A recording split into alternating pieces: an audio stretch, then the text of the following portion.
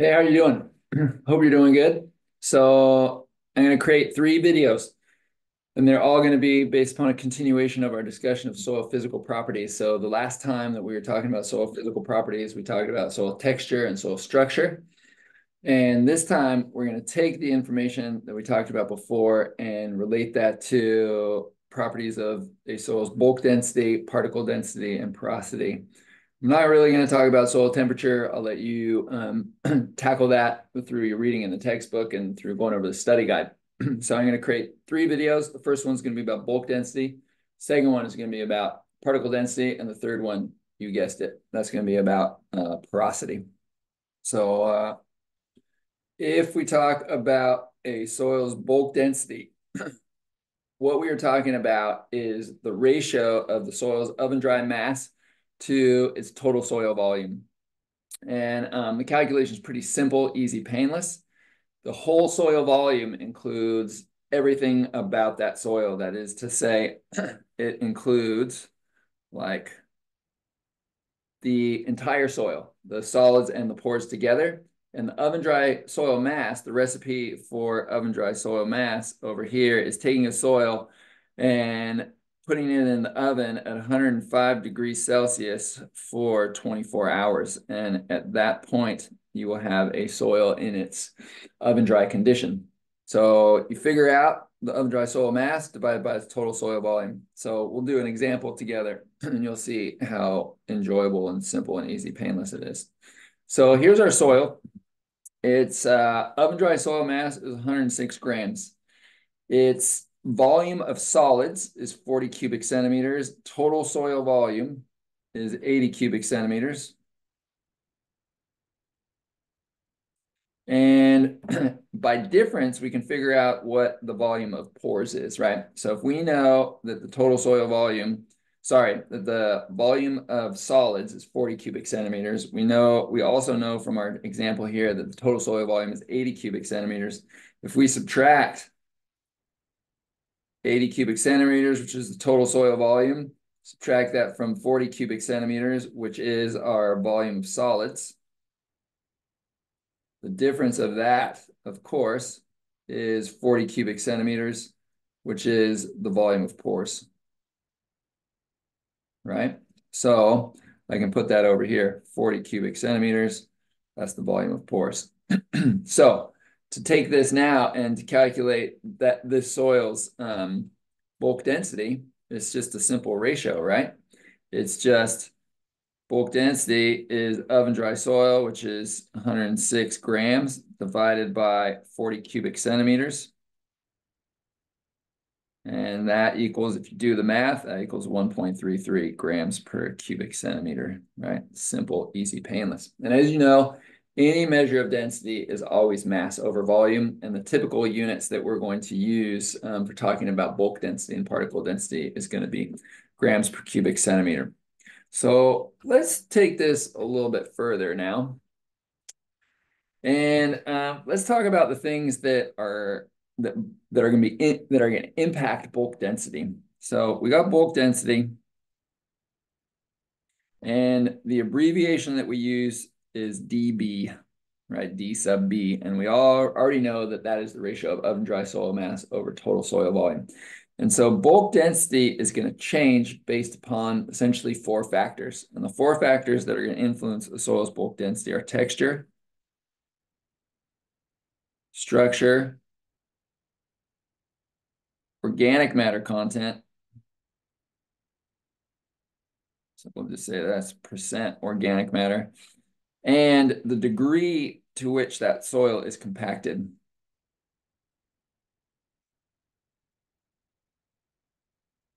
Okay, so we were just calculating the bulk density of the soil, and we determined that it was 1.33. So if we take that typical type of soil, and what I'm going to do is just kind of take this whole part of the screen, and I'm going to put the soil that we were just looking at in the middle of the screen. So in the middle, we have a soil that's like this, where essentially half the volume is solids, the other half is pores. And when you have a soil that looks like this, its bulk density is 1.33 grams per cubic centimeter. And I said earlier on that bulk density is impacted by texture, structure, percent organic matter, and a degree of compaction. So let's talk about texture and structure as it influences this soil right here. So this kind of soil that has half its volume of solids, half its volume of pores, will have a bulk density of 1.33. And this would be a soil that is a loam textured soil with granular structure. Okay, so if we then take a soil and compare this one right here to one that's got more clay in it, we'll call it a clay loam soil, and we'll keep the granular structure. Okay, so clay loam granular. I'm going to draw the simple but elegant soil pie chart, right?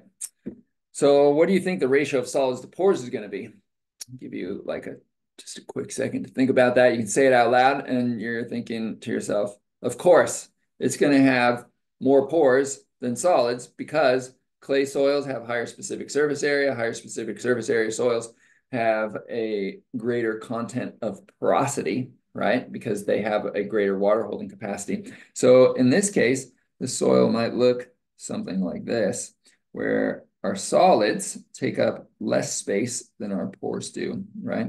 On our simple but elegant soil pie chart. So the bulk density in this case then has to be less than 1.33 grams per cubic centimeter. And maybe this soil right here has a bulk density of 1.20 grams per cubic centimeter.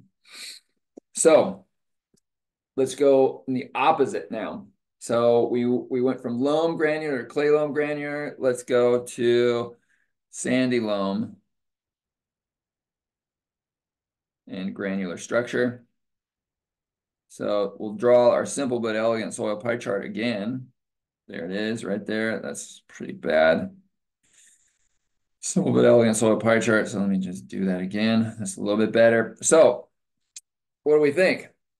If it's sandy loam, sandy soils have a lower water holding capacity than clay soils. They should have a lower water holding capacity than loam soils. Our structure is the same all the way across these three different soils.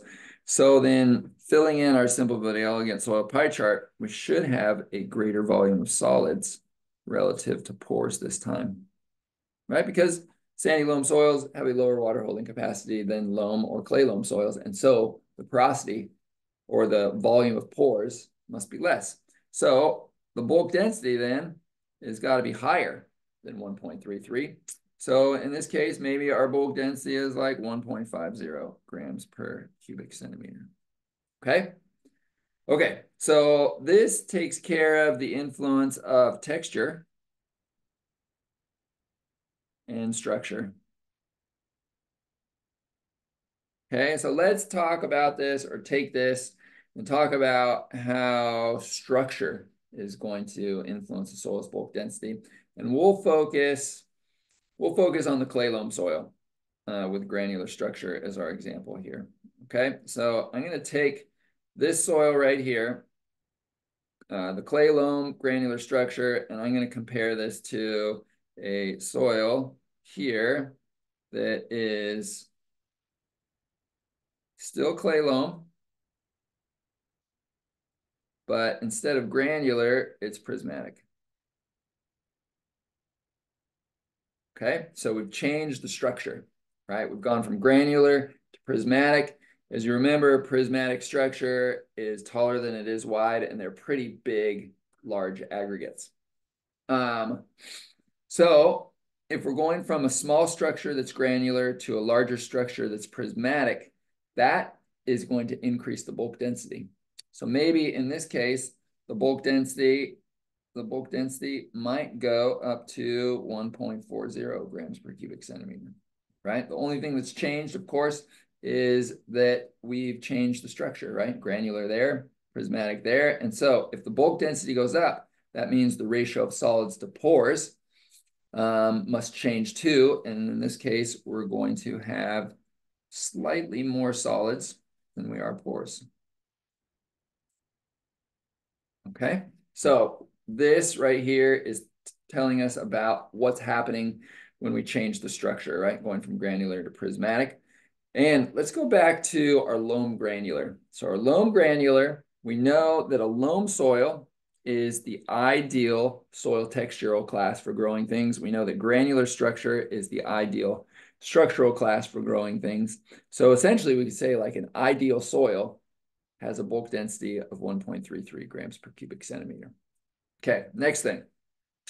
So let's see, we've talked about the influence of texture. We've talked about the influence of structure. Let's talk now about the influence of organic matter. And then we'll talk about the influence of compaction.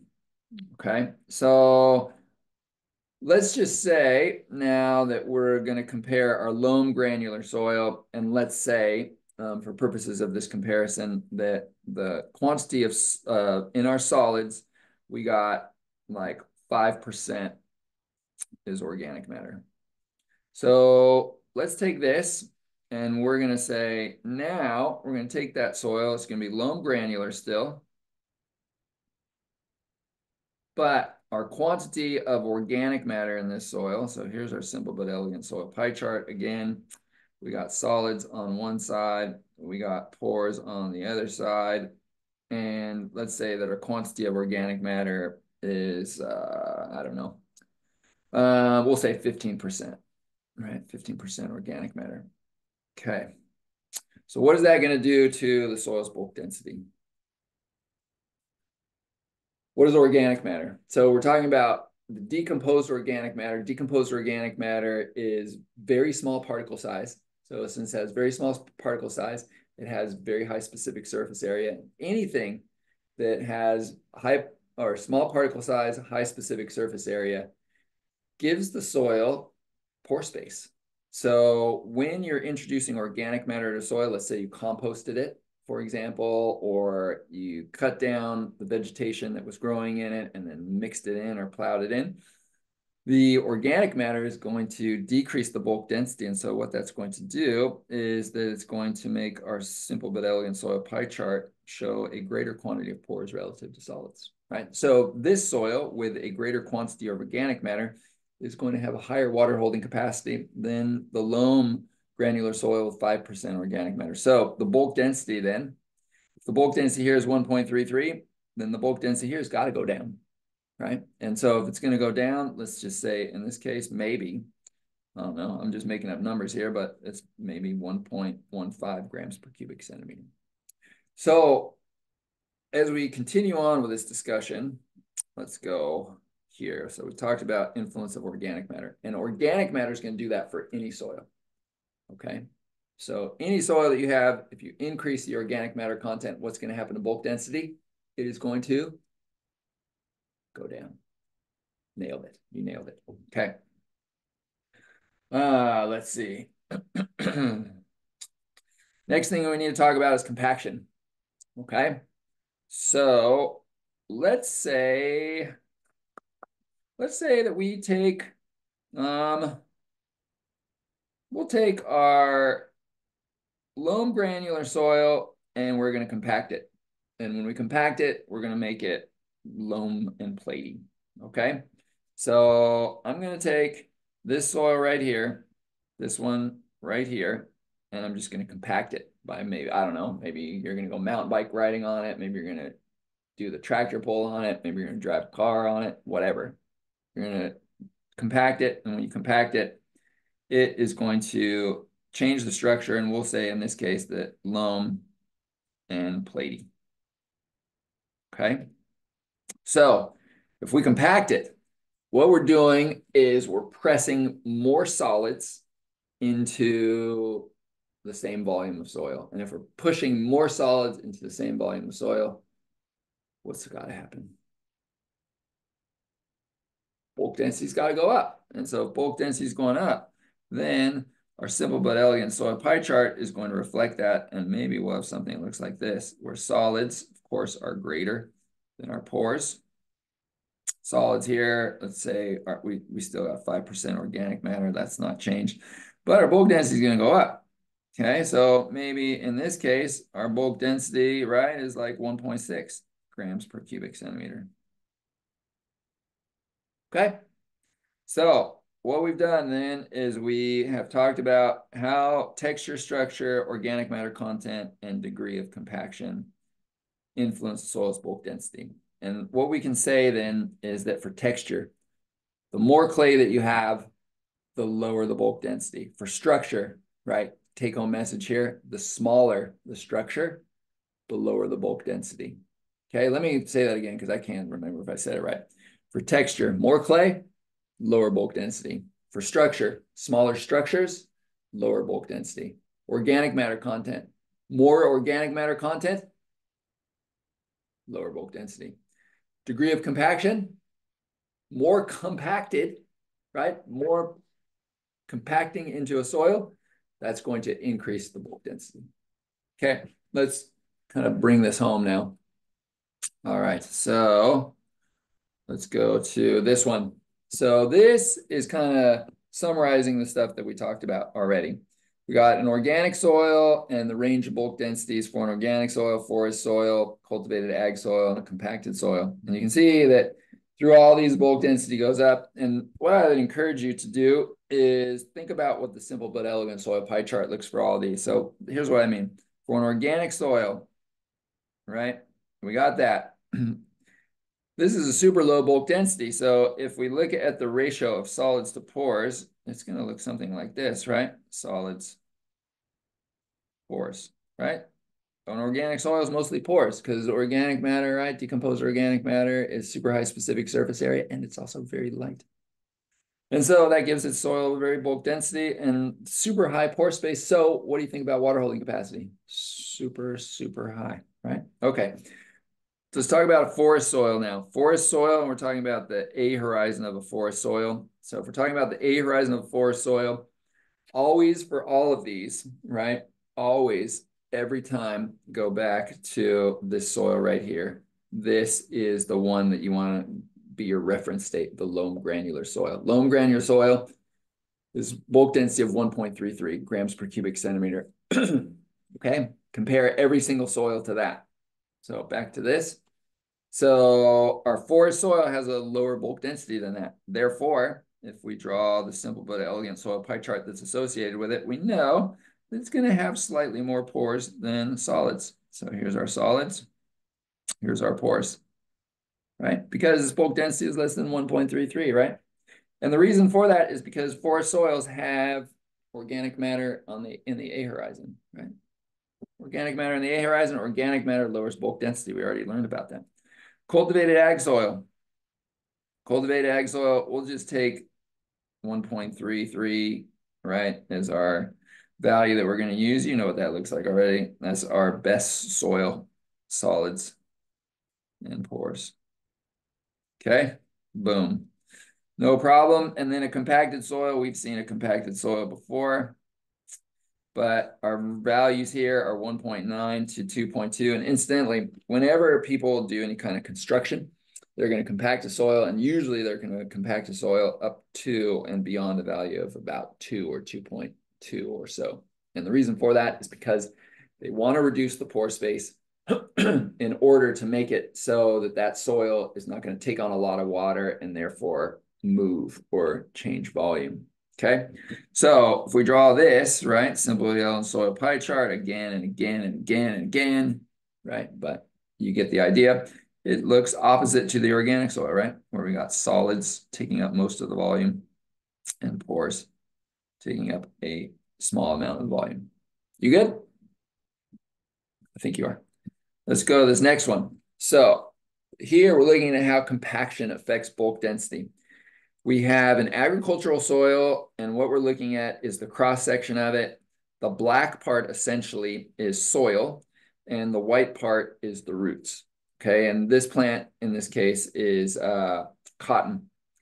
At a depth below the soil surface where you see where it says subsoil or plow pan, that is an area that is, or a volume of soil that is just below where the plow might go. So the layer where it says no traffic, that's kind of your plowed layer. And then below that, you got this plow pan, which is compacted. So that's why I've written that the bulk density is 1.9.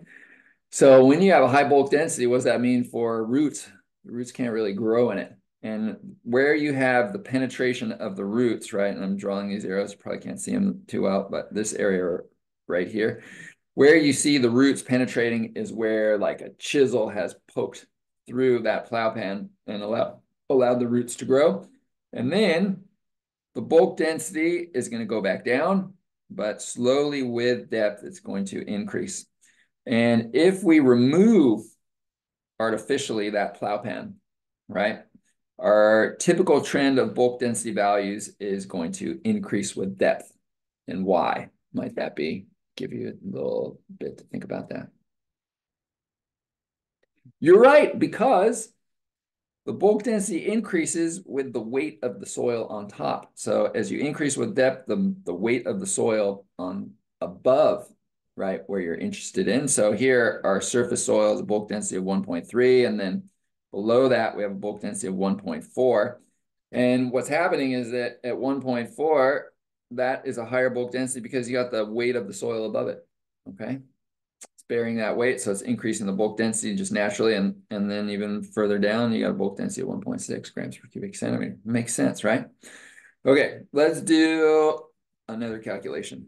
So you may, I think you probably have, maybe in lab, heard about this concept of acre furrow slice.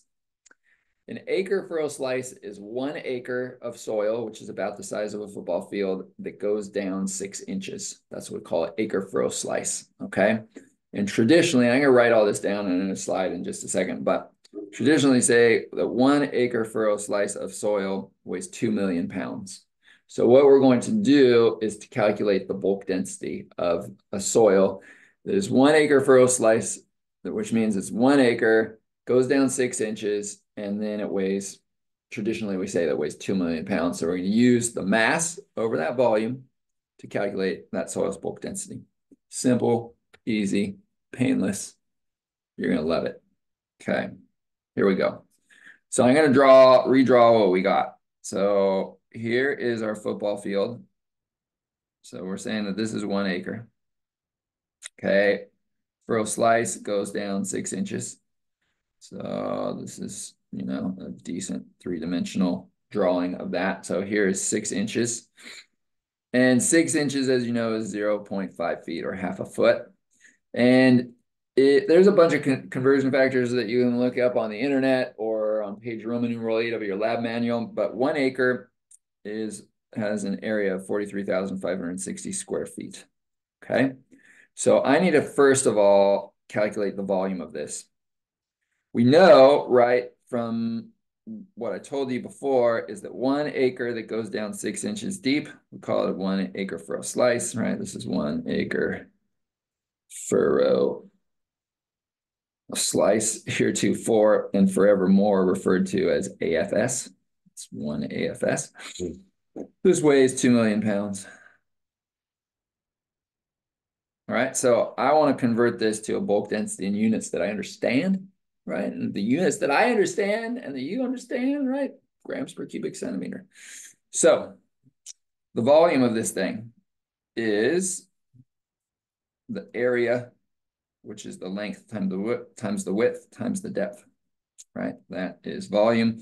And that equals 43,560 square feet times 0.5 feet deep. And if you do the math, that's going to equal 21,780. And since we got feet squared times feet, that's cubic feet. And incidentally, any measurement of volume is always going to be that value cubed, that length value cubed. So we have a volume of 21,780 cubic feet. We have a mass of 2 million pounds. So we have 2 million pounds of soil.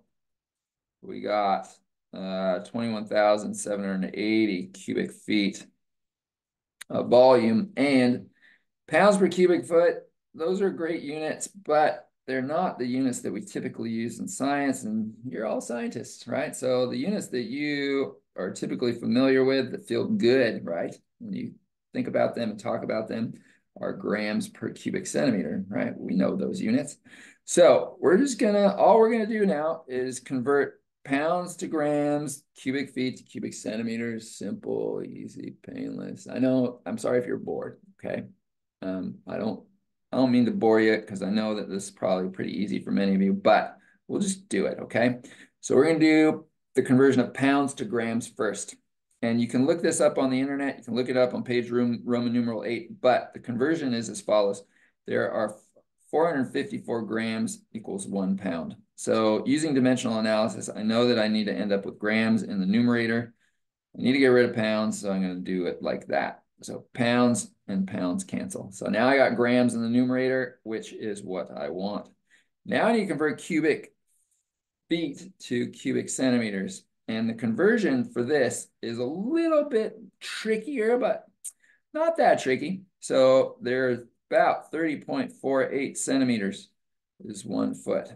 So I'm going to put that in. So 1 foot is the same as 30.48 centimeters, but since this is cubed and my answer is cubed, I need to cube my number and cube my units. So I'm going to cube my units and cube my number. All right, then I can get rid of cubic feet, get rid of cubic feet, and then do the math and make sure when you do the math that 30.48 cubed is 30.48 times 30.48 times 30.48. And that equals, I think it equals like 28,000 something, if I remember correctly. So anyway, that will convert this to grams per cubic centimeter, which are units that we understand because we're scientists. So that equals 1.47 grams per cubic centimeter. And then we can draw it, right? So simple but elegant soil pie chart. We're always thinking back to loam granular soil. Loam granular soil, half the volume solids, half the volume pores, bulk density of 1.33.